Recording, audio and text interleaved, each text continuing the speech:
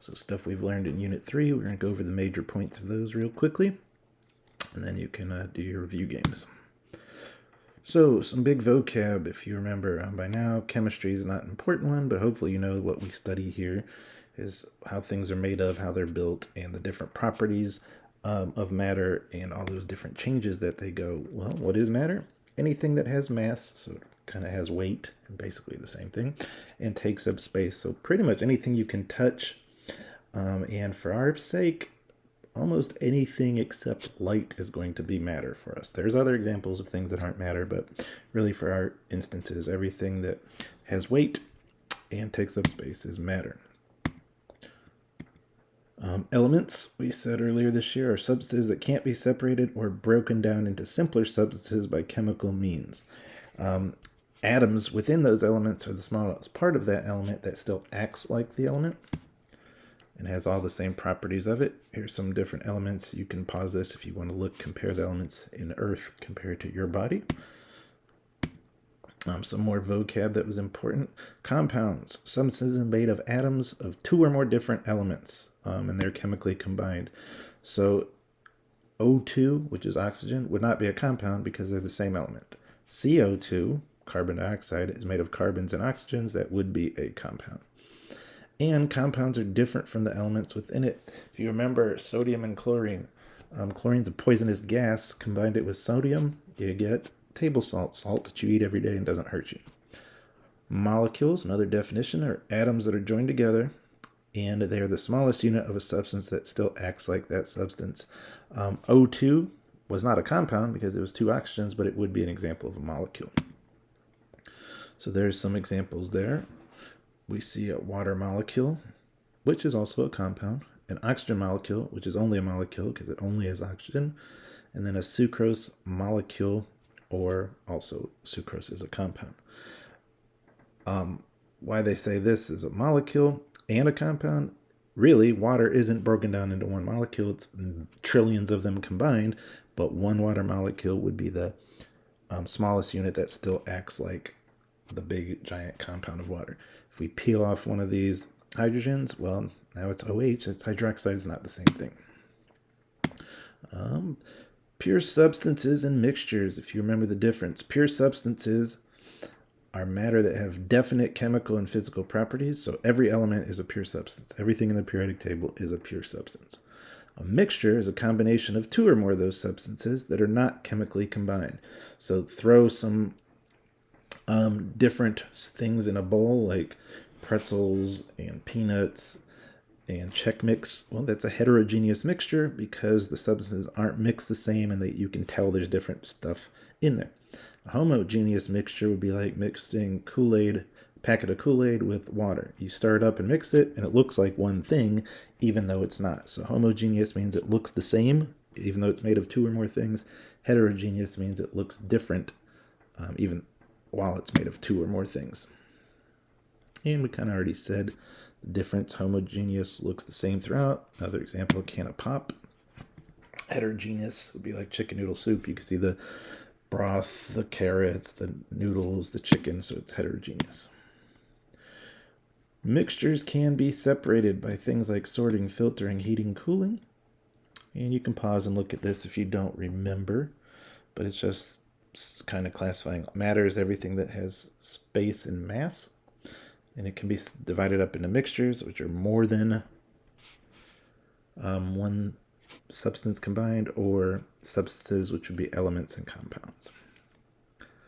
Try to fill in the part of your notes based on what you remember. If you're able to do it without looking, you're great. You're going to be doing very well in this section of the midterm.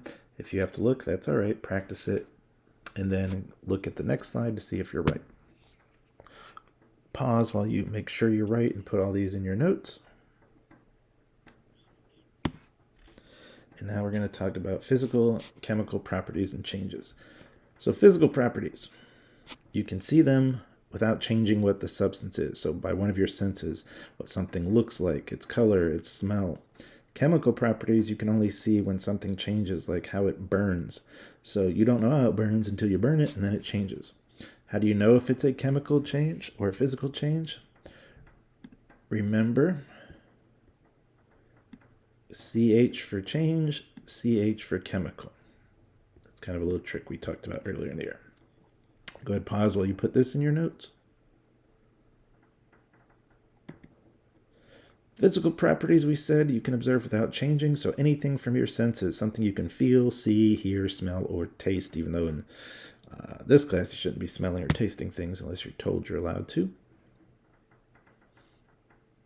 So here are some physical properties: color, smell, luster. Remember how shiny something is? Metals have high luster. Malleability, the ability of something to be beaten into thin sheets. Metals are also very malleable. Metals are also ductile, meaning they can be drawn out into thin wires.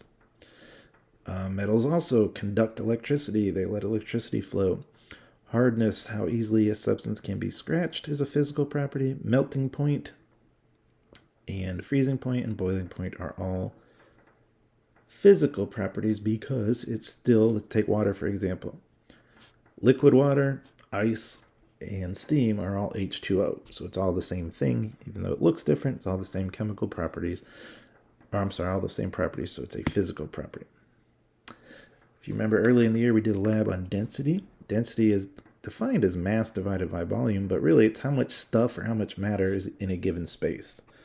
So if I give you a quarter-sized piece of a feather and a quarter-sized piece of iron, they take up the same space, but because the iron weighs much more, it's going to be much more dense.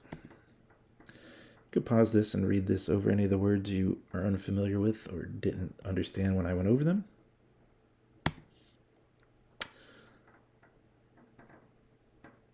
Remember, when we change the state, solid to liquid, liquid to gas, or backwards, gas to liquid, gas to solid, liquid to solid, it's a physical property. Go ahead and press pause while you put all these definitions into your notes.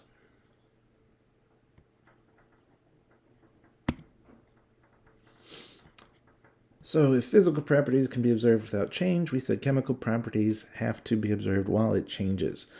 So a common chemical property is how reactive is it? Does it react with oxygen? Does it react to air? Does it react to water? Chemical properties aren't easy to observe. Physical properties, you just see them. So it's no big deal. But chemical properties, something has to change for it to be observed. Here's some comparisons between physical and chemical properties you can pause and read over.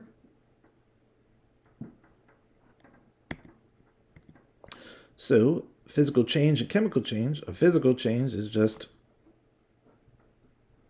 the chemical formula or its composition stays the same, but some physical property changes. For instance, tear a sheet of paper in half. Well, it's still paper. It looks different. There's two pieces instead of one. They're smaller, but it would still have the same chemical formula. Changing states, melting, freezing, those sort of things are also the same. Remember, ice cubes and liquid water are both H2O. Chemical changes occur when it actually changes its chemical composition, changes its formula. It's actually making something new. If you burn wood, it's not wood anymore. When you cook food, you've actually changed the chemicals inside of it. It's something new now. So physical changes, we said, we keep the matter the same in terms of its formula. It does not change what the substance is, and sometimes you can't unchange it. In other words, if I rip a piece of paper in half, I can't make it magically stick together on its own without using something else. So I can't undo all physical changes, but it doesn't matter. It's still paper. I might be able to undo a change. For instance, if I melt an ice cube, well, I can refreeze the water. I can undo that change. So whether you can fix the change or not is irrelevant. Doesn't matter. All that matters is it's still the same chemical formula. Chemical changes do change what the substance is. When iron rusts, it's no longer considered iron. It's iron oxide. It's something new. Wood burning, it's not wood anymore. Copper can change to brass. Baking a cake, it's changed the chemicals in it. That's why it tastes different. Spoiled milk, ugh, don't taste that, but it definitely is a different substance once that's happened. You can pause and read this, but we've said all this. It's just kind of reviewing what we've talked about here.